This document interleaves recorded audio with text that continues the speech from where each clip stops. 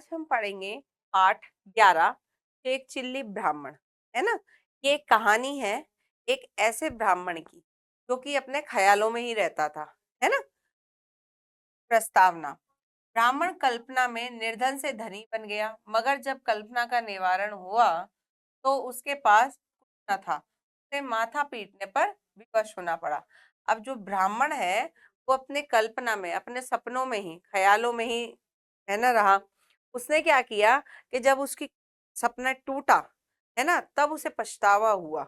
है ना। वो अपने माथा पीट कर, माथा पीटना पछतावा होना, तब उसे पछतावा हुआ कि उसने क्या सपना देख रहा था। वो हकीकत तो थी नहीं, केवल सपना ही था। परिकल्पना। कल्पना और वास्तविकता का अंतर समझकर जीवन जीना क्यों आवश्यक है। अब आप ये बताइए कि कल्पना और वास्तविकता, है ना, एक तो हम सपनों में है, कल्पना में है, अपनी कल्पना में हम कुछ भी कर लेते हैं, लेकिन सच्चाई वास्तविकता है, वास्तविकता होते हैं जो असलियत है ना, उन दोनों में जीवन जीना क्यों आवश्यक है। दोनों को समझना बहुत जरूरी है कि कल्पना में तो हम चांद पर पहुंच गए, है ना, लेकिन वास्तविकता ये है कि हम चांद पर पहुंच सकते हैं। है ना। चांद पर पहुंचने का भी अपना एक तरीका होता है। ठीक है ना। अब हमने कल्पना में, हम सपनों में सोच रहे हैं कि हम तो क्या है कि हम सचिन तेंदुलकर के जैसे हो गए, है ना, इतने बड़े क्रिकेटर हो गए कि सचिन तेंदुलकर को हमने पीछे छोड़ दिया, उसकी जगह ले ली हमने। लेकिन असलियत ये है कि सचिन तेंदुलकर की जगह तक पहुंचने के लिए, है ना, कड़ी मेहनत की बहुत जरूरत होती है ना। हमें उस तरह से मेहनत करनी होगी और वो छाप छोड़नी होगी जो सचिन तेंदुलकर ने छोड़ी है।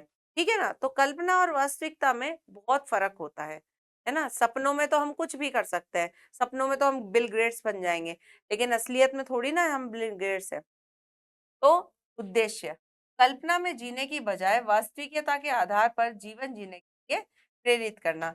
इस कहानी का उद्देश्य है कि हम जो है कल्पना में ना जिए, सपनों में नहीं जिए, हम वास्तविकता पे, असलियत में जिए।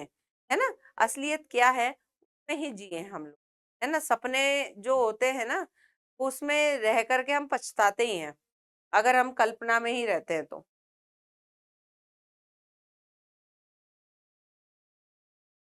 आइए हम आज का पाठ शुरू करते हैं। बहुत समय पहले एक देहाती ब्राह्मण था। है ना। बहुत समय पहले एक देहाती गांव का ब्राह्मण था। वह भीख मांगकर गुजर बसर करता था। कभी कभी तो उसको कई दिन भूखा रहना पड़ता था। कभी कभी वह एक समय का भोजन ही कर पाता था।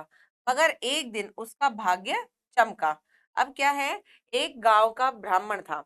वो क्या करता था, भीख मांगकर अपना गुजर बसर करता था। है ना। कभी कभी तो क्या होता था, उसे भूखा रहना पड़ता था। कभी कभी ऐसा होता था कि एक वक्त का ही खाना मिलता था। एक दिन क्या हुआ, उसका भाग्य चमका। भाग्य का अर्थ होता है किस्मत। एक दिन उसकी किस्मत चमकी। कहीं से उसे हांडी भरी भर मिठाइयां मिल गई। इतनी मिठाइयां पाकर वह फूला नहीं समाया। अब क्या हुआ, एक दिन कहाँ तो वो भीख मांग मांग कर गुजर बसर करता था। कई बार उसे खाने को नहीं मिलता था, कई बार एक समय ही खाता था। एक दिन क्या हुआ, उसकी किस्मत चमकी और उसे क्या हुआ, मिठाई से भरी हुई हांडी मिली। हांडी होती है छोटा सा मटका, छोटा मटका होता है ना, वो हांडी कहलाती है। तो वो मिठाई, इतनी मिठाइयां पा करके क्या हुआ, वो फूला नहीं समाया। फूला नहीं समाया यानी कि बहुत खुश होना। है ना। वो बहुत खुश हुआ उस दिन। वह हांडी लेकर अपने घर आया और बिस्तर के पास लटका कर आराम से लेट गया। अब क्या क्या हुआ, वो हांडी लेकर के, वो छोटा मटका लेकर आया, ये देखिए आपको दिखा रखा है, उसको लटका करके और आराम से लेट गया। लेटे लेटे उसने सोचा, काश मैं धनवान होता तो मुझे भीख मांगने के लिए दर दर न भटकना पड़ता। अब वो लेटे लेटे सोचता है कि काश मैं धनवान, धनवान का अर्थ होता है अमीर, कि अगर मैं अमीर होता तो मुझे ऐसे जगह जगह भटकना नहीं पड़ता। यूं ही सोचते सोचते वह अपनी कल्पना के घोड़े दौड़ाने लगा। हांडी में ढेर सारी मिठाइयां रखी है। इतनी मिठाइयां मैं कई दिनों तक खा सकता हूँ, मगर मैं इन्हें घर में क्यों रखूं, किसी को बेच क्यों ना दूं। अब क्या हुआ, वो जब सोच रहा था कि काश मैं अमीर होता, ये करते करते वो क्या हुआ, अपने सपनों की दुनिया में पहुंच गया, है ना। उसने सोचा इतनी सारी मिठाइयां हैं, है ना, मैं कई दिन तक खाऊंगा, लेकिन मैं उन्हें खाऊं क्यों, मैं उन्हें कहीं बेच दूं,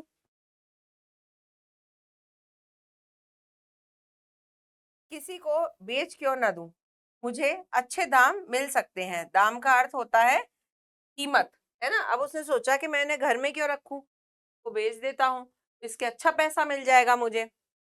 अगर अच्छे दाम मिलेंगे तो मैं उन पैसों से चावल की बोरी खरीद कर घर में रख लूंगा। अब उसने सोचा कि मैं ये मिठाई बेच कर, है ना, बेच देता हूँ, और जो पैसा मिलेगा उससे क्या खरीदूंगा, चावल की बोरी।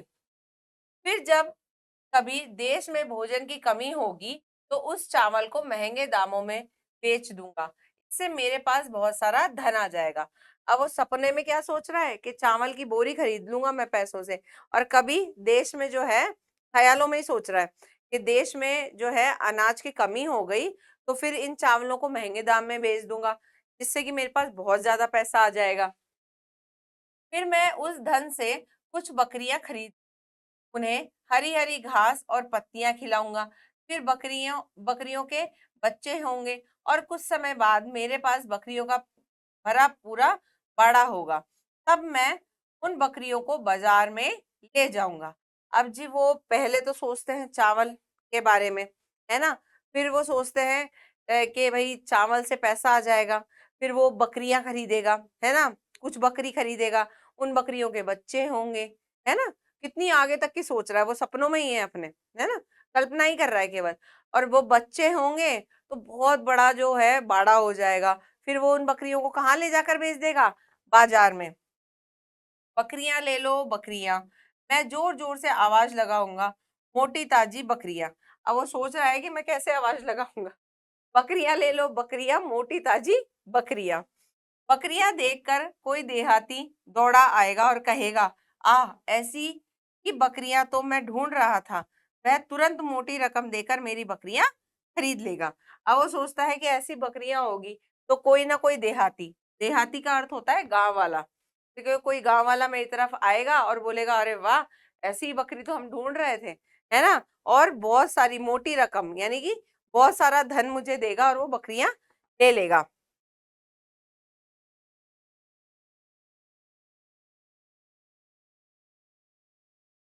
मैं उन रुपयों से 2 गाय खरीदूंगा। गायों के बछिया होगी, वे बड़ी होकर गाय बन जाएंगी, से खूब दूध मिलेगा। मैं दूध, घी और दही का व्यापार करूंगा। बर्फी, रसगुल्ले और गुलाब जामुन बनाऊंगा। मेरी दुकान में मिठाइयाँ भरी होगी। अब वो क्या सोचता है कि बकरियों को बेचकर पैसा कमाऊंगा, फिर उससे मैं गाय खरीदूंगा। गाय के बछिया होंगी, है ना, फिर वो गाय बनेंगी बड़ी होकर के, फिर उसकी एक मतलब वो दूध दही का पूरा व्यापार करेगा, एक मिठाई की दुकान होगी। कल्पना में ही सोच रहा है बिल्कुल। मिठाइयों का मेरा व्यापार चल निकलेगा, मैं दिन पे दिन अमीर होता जाऊंगा। इतने रुपयों का मैं क्या करूंगा, क्या मैं एक हाथी खरीदूंगा या फिर एक मंदिर बनवा दूं, यह सब नहीं, मैं हीरे मोती और जवाहरात का व्यापार करूंगा। अब वो सोचता है कि गाय वाय खरीद ली, है ना, खूब पैसा हो गया, है ना। अब वो सोचता है कि क्या करेगा वो इतने पैसों का, है ना, मंदिर बनवा दे या कोई और व्यापार करे। वो सोचता है नहीं, अब तो वो हीरे मोती का व्यापार करेगा, है ना।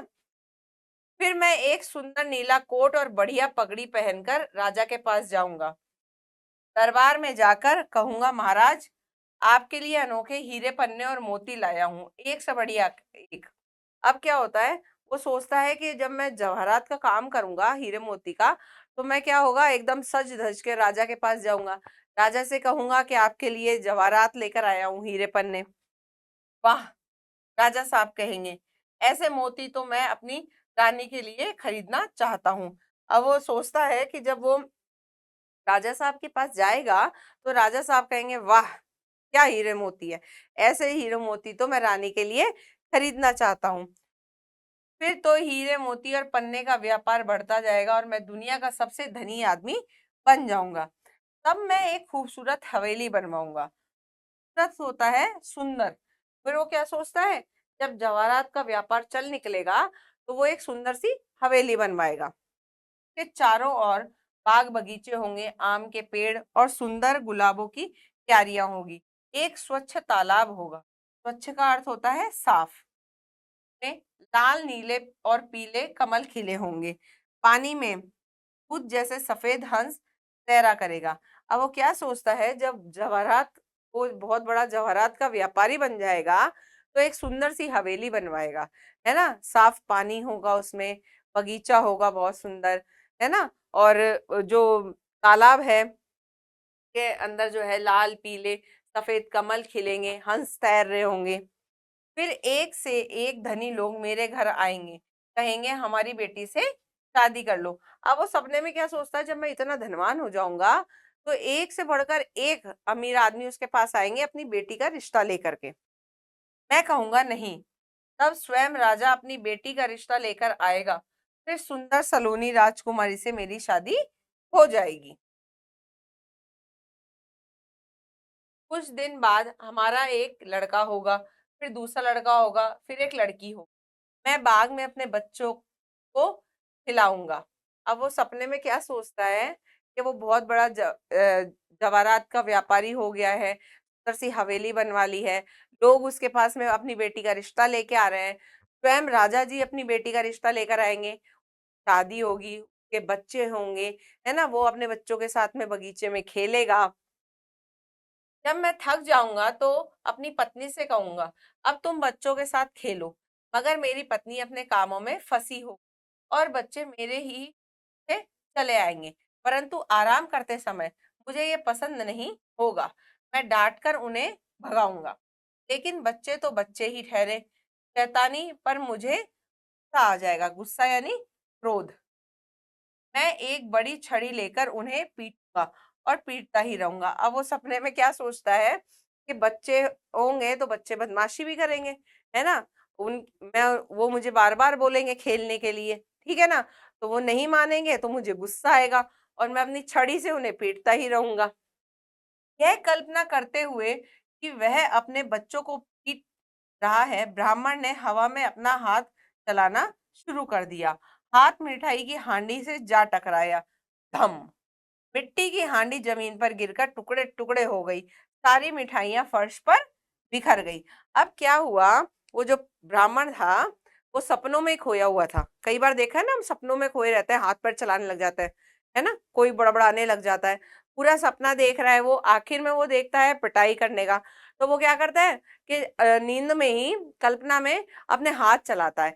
तो वो जब हाथ चलाता है ना, तो वो जो लटकी हुई मटकी थी उस पर उसका हाथ चला जाता है ना।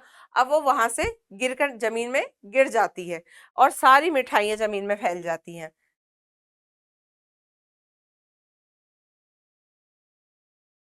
जब तक उसकी पिनक थी, मिठाइयों को गली के कुत्ते घर में घुसकर चट कर गए। बेचारा ब्राह्मण बेचारा माथा पीटकर रह गया। तो जब तक उसकी पिनक, पिनक का अर्थ होता है सनक, है ना। जब तक उसकी सनक यानी कल्पना रूपी जो सनक थी, जब वो टूटी, उसने देखा कि मिठाइयां फैल चुकी है, गली के सारे कुत्ते आ गए हैं अंदर, है ना, गली के कुछ कुत्ते आ गए हैं और सारी मिठाइयां खा गए हैं। ब्राह्मण बेचारा माथा पीट कर रह गया। माथा पीटना यानी पछताना। तो ब्राह्मण जो है वो बेचारा आखिर में क्या हुआ, पछताता हुआ ही रह गया, है ना। कि उसने सपने में ही सब कुछ देखा, कल्पना में ही सब कुछ करता रहा। अगर वो सपना ही नहीं देखता, कल्पना ही नहीं करता, तो काश ये जो हांडी है उसमें रखी हुई मिठाइयां उसके मुंह तो लग जाती, है ना। वो हाथ पैर ही नहीं चलाता अपना। ठीक है बच्चों, तो यहाँ पे ये हमारा पाठ पूरा होता है। इसमें हमें जो सीख दी गई है वो ये है कि हमें जो कल्पना है उसमें नहीं रहना चाहिए, वास्तविकता को, असलियत को पहचानना चाहिए। अब जो है हम इसके शब्दार्थ करेंगे। भाग्य, किस्मत। हांडी, छोटा मटका। दाम, मूल्य। अनोखे, अनूठे। स्वच्छ, साफ। माथा पीटना, पछताना। देहाती, ग्रामीण या गांव का। फुलाना समाना, बहुत खुश। धनवान, अमीर। सा, क्रोध। खूबसूरत, सुंदर। पिनक, सनक। ठीक है बच्चों, यहाँ पे जो है ये इसके शब्दार्थ पूरे होते हैं। अब जो है हम इसके प्रश्न उत्तर देखते हैं।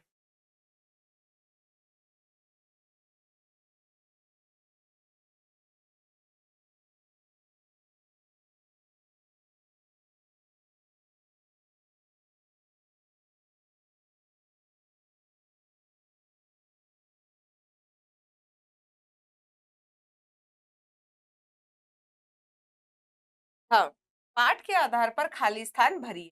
हमें यहाँ पे खाली स्थान दे रखे हैं, तो हमें उन्हें भरना है। पहला है, वह खाली स्थान मांगकर गुजर बसर करता था। तो क्या करता था वो?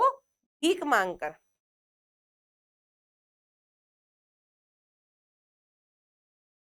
अब दूसरा है, तब मैं उन बकरियों को खाली स्थान में ले जाऊंगा। तो वो कहाँ ले जाने की बात सोचता है? बाजार।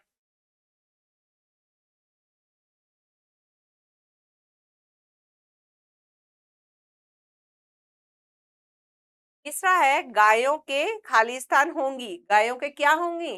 बछिया।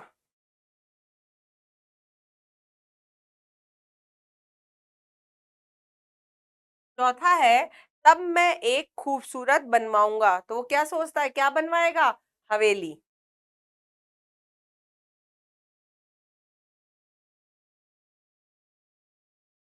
पांचवा है, ब्राह्मण बेचारा खाली स्थान पीट कर रह गया। तो ब्राह्मण क्या पीट कर रह जाता है? माथा। ठीक है बच्चों, अब हम अगला प्रश्न करते हैं। दिए गए शब्दों के सही अर्थ लिखकर उनका वाक्यों में प्रयोग कीजिए। है ना? हमें यहाँ पे देखिए कुछ शब्द दे रखे हैं, हमें उनके अर्थ लिख करके उनका वाक्यों में प्रयोग करना है।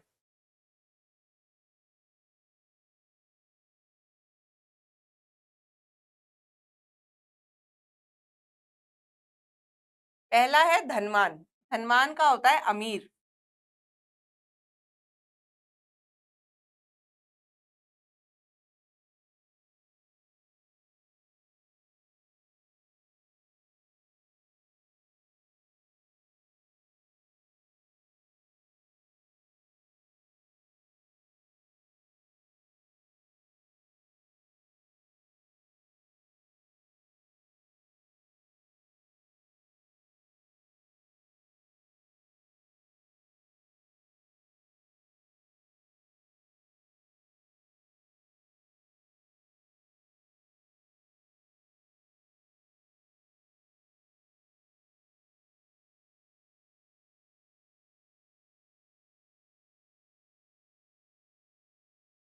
तो होता है, इसका होएगा धनवान का अमीर। ब्राह्मण धनवान बनने की कल्पना में था। दूसरा है अनोखे। अनोखे का अर्थ होता है अनूठे। है ना? अनूठे। तो हाँ,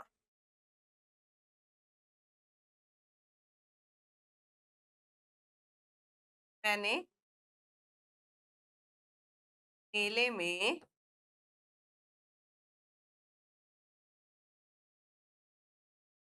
अनोखे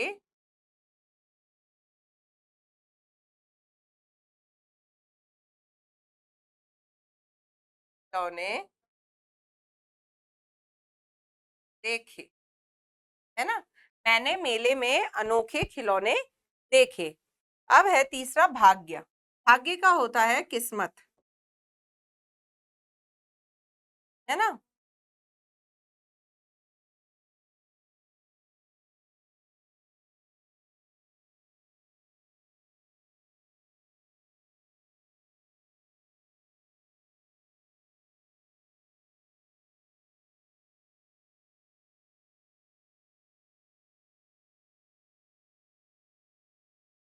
इसका होगा, जो भाग्य में लिखा है वही होता है। फिर है गुस्सा। गुस्सा का है क्रोध। आज माँ को बहुत गुस्सा आ रहा है।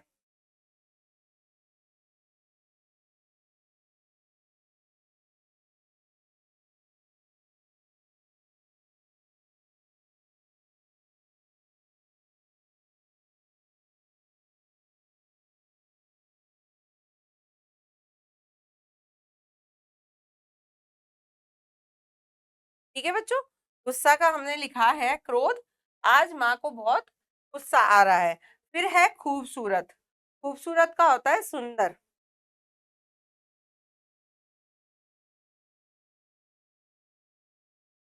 है ना?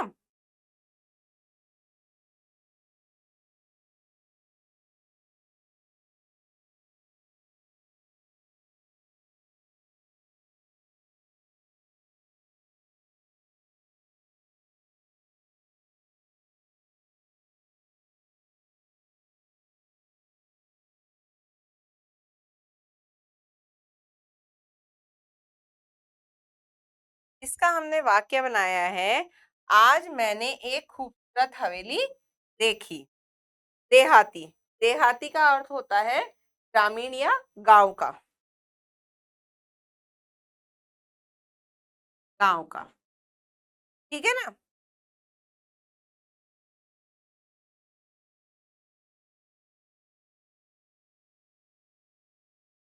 का हम बनाएंगे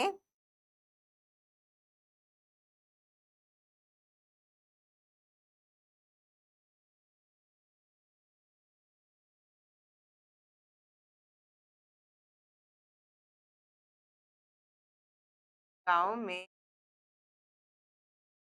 एक हाथी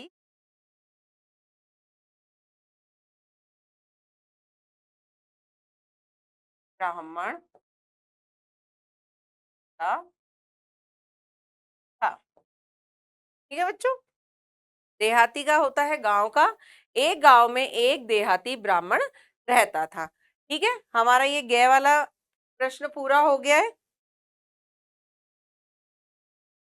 अब अगला प्रश्न, घ, सही विकल्प के सामने सही का चिन्ह लगाइए। अब क्या है, यहाँ प्रश्न है, पूछे गए हैं हमसे और उनके विकल्प दे रखे हैं। सही वाला है उसके आगे हमें निशान लगाना है। पहला है, ब्राह्मण को भीड़ भीख में क्या मिला? मिठाइयाँ, आटा या अनाज? उसे क्या मिला था भीख में? मिठाइयाँ। दूसरा है, ब्राह्मण कौन सी बोरी खरीदना चाहता था? गेहूं की, चावल की या बाजरे की? तो ब्राह्मण ने सपने में क्या देखा कि वो किसकी बोरी खरीदेगा? चावल की। अगला है, ब्राह्मण किसकी बेटी से शादी करने का सपना देखता है? जमींदार की, सेठ की बेटी या राजा की? ब्राह्मण क्या देखता है कि किसकी बेटी से वो शादी करेगा? राजा की बेटी से। अगला प्रश्न है, अंत में मिठाई किसने खाई? ब्राह्मण ने, कुत्तों ने या बकरियों ने? तो वो सपने में जब हाथ चला रहा था और जब हांडी नीचे गिर गई थी, सारी मिठाइयां बिखर गई थी, तो उन मिठाइयों को किसने खाया? कुत्तों ने। ठीक है बच्चों, यहाँ पे इसके इस पाठ के प्रश्न उत्तर पूरे होते हैं।